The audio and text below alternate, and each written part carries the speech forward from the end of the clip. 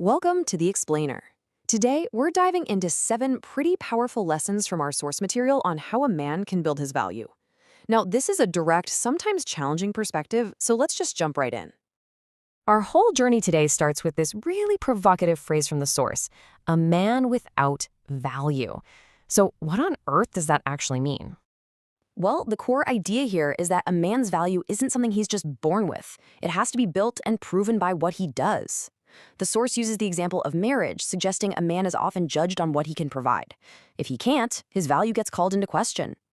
So, how is this value built? We're going to walk through the whole journey in 4 distinct parts. We'll start with the internal mindset and work our way all the way out to external action. Okay, let's get into it. Because according to this, it all starts inside your own head, with your mindset. This is the bedrock for literally everything else. The very first step, the source says, is to just stop complaining. The thinking is, complaining is a total waste of energy that you could be using to actually find a solution. It's seen as this habit that tanks your confidence and honestly just pushes people away. And this is where our source material kind of challenges you to sit down and ask some really hard questions. Why are my finances like this? Why is my social life the way it is? Who is actually responsible for where I am right now? And the answer you're supposed to land on, it's you. The whole idea is that by taking 100% responsibility, you actually get control back. Moving from blaming others to owning it yourself, that's framed as the absolute key to making real change.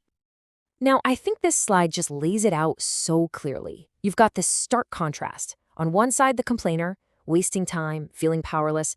On the other, the guy who takes responsibility, invests his time, and earns respect. It's a really clear choice between 2 totally different ways of living. Okay, let's move on.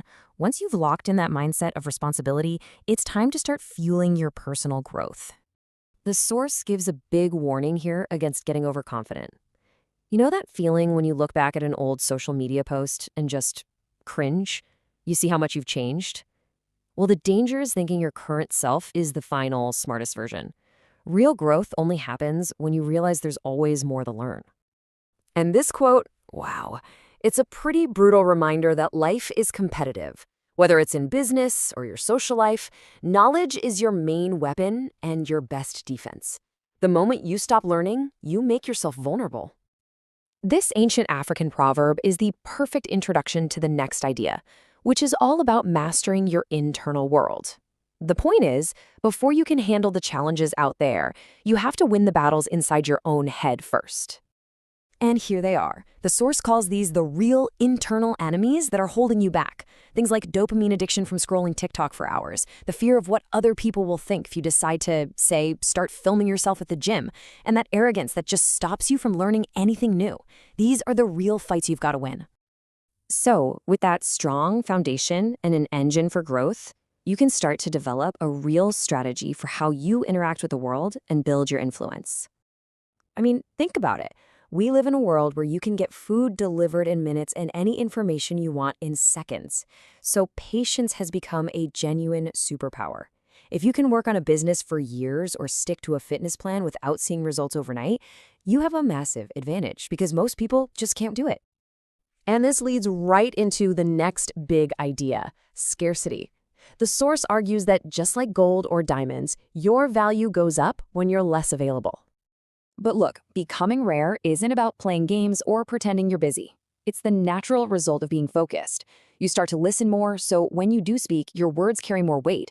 You're not always available because you're actually busy working on your goals. Your time and attention become valuable things because they're genuinely in short supply.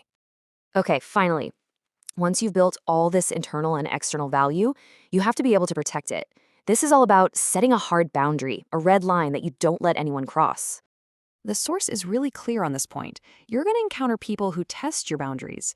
It suggests that some people will always try to impose their will and show you disrespect. So the source actually suggests having a clear plan for this. Step 1 is always to try and de-escalate with words. But if a physical boundary is crossed, the source advises that you have to be ready to defend yourself. The advice given is pretty specific. Don't be afraid of the confrontation, aim for a decisive action, and then get out of there immediately. So the big takeaway here, according to the source, isn't about being aggressive. It's framed as the ultimate expression of self-respect, that non-negotiable line that you've set for yourself. So as we wrap this up, you can really see how all these lessons connect, right? It all starts with taking responsibility. That fuels your growth. That growth informs your strategy of patience and rarity. And then finally, you learn to defend the value you've built. It's a whole system. And all that leaves us with one last question. This whole journey of building value, as the source lays it out, starts with just a single step. Looking at everything we've covered, which one of these lessons is hitting home for you right now?